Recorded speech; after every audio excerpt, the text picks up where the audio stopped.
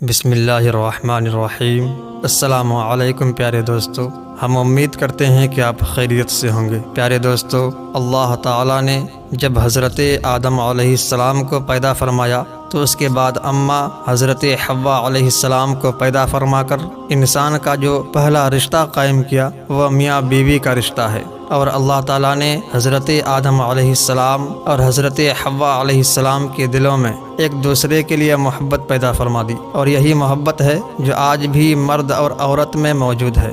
دوستو، یاد رہے کہ محبت جائز ہے، لیکن اسی صورت میں جب یہ جائز اور پاکیزہ ہو، اور یاد رہے کہ جائز اور پاکیزہ محبت نہ صرف جائز ہے بلکہ یہ تو انسان کے لیے عبادت کا درجہ رکھتی ہے، جیسے اولاد کا ماں باپ کے چہرے کو دیکھنا عبادت ہے، نبی کے چہرے کو دیکھنا عبادت ہے، اولیاء اور اللہ والوں کے چہرے کو دیکھنا بھی عبادت ہے۔ پیارے دوستو، اسی جائز محبت میں میاں بیوی کی محبت بھی ہے۔ آج کل کے نوجوانوں کے لیے پیغام ہے کہ خدا را خود کو محبت کے ناجائز تعلقات سے بچائیں، اور جتنا جلد ہو سکے اپنی محبت کو نکاح کے ذریعے جائز رشتے میں بدلیں، یوں آپ حرام کاری سے بھی بچ جائیں گے اور اللہ تعالیٰ بھی آپ سے راضی ہو جائے گا۔ آج کی ویڈیو میں ہم آپ کے لیے محبت حاصل کرنے کا ایک لاجواب وظیفہ لائے ہیں۔ جائز محبت حاصل کرنے کے لیے آپ اس وظیفے کو کریں، آپ دیکھیں گے کہ ایسی محبت پیدا ہوگی کہ آپ کی تمام دوریاں ختم ہو جائیں گی، ہر قسم کے جھگڑے ختم ہو جائیں گے۔ ہر قسم کی جائز محبت کے لیے آپ اس وظیفے کو کر سکتے ہیں یا کر سکتی ہیں۔ میاں بیوی کی محبت ہو یا پھر کسی بھی جائز رشتے کے مابین محبت پیدا کرنا مقصود ہو، اس وظیفے کو لازمی کریں۔ یہ وظیفہ اللہ تعالیٰ کے صفاتی ناموں کا وظیفہ ہے۔ یہ نام اللہ تعالیٰ کے کون سے صفاتی نام ہیں اور ان کا وظیفہ آپ نے کیسے کرنا ہے، اس حوالے سے ہم آپ کو مکمل تفصیل بتائیں گے۔ لیکن دوستو، اس سے پہلے کہ آپ کو ان تفصیلات سے آگاہ کیا جائے، آپ سے گزارش ہے کہ اگر آپ نے ابھی تک ہمارے چینل کو سبسکرائب نہیں کیا تو ابھی آپ ہمارے چینل کو لازمی سبسکرائب کریں، اور ساتھ ہی لگے بیل کے بٹن کو بھی پریس کر لیں تاکہ آپ کو ہماری مزید معلوماتی ویڈیوز کا نوٹیفیکیشن بر وقت ملتا رہے۔ پیارے دوستو، وظیفہ بتانے سے پہلے مختصراً آپ کو بتاتے چلیں کہ اسلام میں نکاح کی بڑی اہمیت ہے۔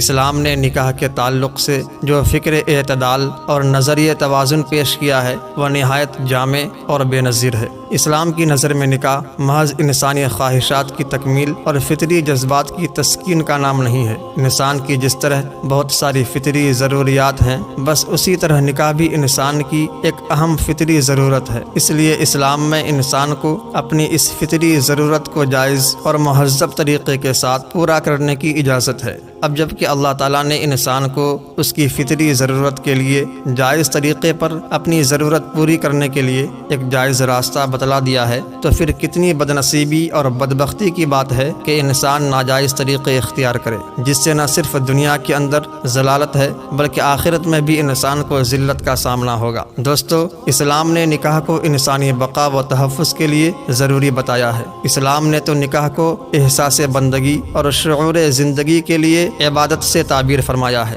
حضور صلی اللہ علیہ وآلہ وسلم نے نکاح کو اپنی سنت قرار دیا ہے۔ ارشاد نبوی صلی اللہ علیہ وآلہ وسلم ہے، النکاح من سنتی، نکاح کرنا میری سنت ہے۔ حضور صلی اللہ علیہ وسلم نے نکاح کو آدھا ایمان بھی قرار دیا ہے، جیسا کہ ارشاد ہے کہ جو کوئی نکاح کرتا ہے تو وہ آدھا ایمان مکمل کر لیتا ہے اور باقی آدھے دین میں اللہ تعالیٰ سے ڈرتا ہے۔ دوسری جگہ ارشاد ہے، نکاح انبیاء کرام کی بھی سنت ہے، جیسا کہ ارشاد ربانی ہے، اے محمد صلی اللہ علیہ وآلہ وسلم، ہم نے آپ سے پہلے یقیناً رسول بھیجے اور انہیں بیویوں اور اولاد سے بھی نوازا۔ دوستو، اس ارشاد ربانی سے صاف معلوم ہوتا ہے کہ انبیاء کرام بھی صاحب اہل و عیال رہے ہیں۔ ارشاد نبوی اس طرح ہے کہ حضرت ابو ایوب انصاری رضی اللہ تعالیٰ عنہ فرماتے ہیں کہ حضور صلی اللہ علیہ وسلم نے ارشاد فرمایا، رسولوں کی 4 سنتیں ہیں: شرم و حیا کا خیال، مسواک کا اہتمام، عطر کا استعمال، نکاح کا التزام۔ دوستو،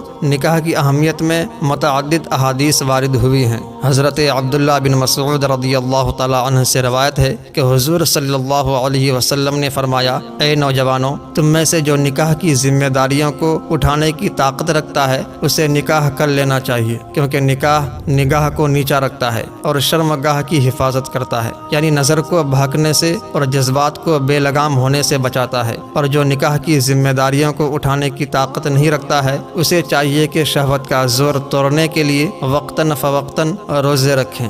دوستو، ہمارا مذہب کتنا پیارا مذہب ہے کہ ہمیں بھٹکنے سے منع کرتا ہے، اور نہ صرف منع کرتا ہے بلکہ اس بھٹکنے کا متبادل راستہ بھی بتاتا ہے کہ ناجائز کے بجائے جائز راہ اختیار کرو۔ اسی طرح ایک مرتبہ جب بعض صحابہ کرام نے عبادت و ریاضت میں یکسوئی دلچسپی کے پیش نظر حضور صلی اللہ علیہ وسلم سے اپنی قوت شہوت کو ختم کر دینے کی خواہش ظاہر کی تو حضور صلی اللہ علیہ وسلم نے ایسا کرنے سے منع فرمایا اور شادی نہ کرنے کو زندگی سے فرار اختیار کرنا قرار دیا، اس لیے کہ اسلام زندگی سے فرار کی راہ کو بالکل ناپسند کرتا ہے۔ چنانچہ ارشاد نبوی صلی اللہ تعالی علیہ وسلم ہے، بخدا میں تم سب سے زیادہ اللہ سے ڈرنے والا ہوں اور تم سب سے زیادہ اس کی ناراضگی سے بچنے والا ہوں، لیکن میرا حال یہ ہے کہ میں کبھی نفل روزے رکھتا ہوں اور کبھی بغیر روزوں کے رہتا ہوں، راتوں میں نماز بھی پڑھتا ہوں اور سوتا بھی ہوں اور شادی بھی کرتا ہوں۔ یہ میرا طریقہ ہے، اور جو میرے طریقے سے منہ موڑے اس کا مجھ سے کوئی تعلق نہیں۔ دوستو، اللہ تعالیٰ نے نکاح میں انسان کے لیے بہت سے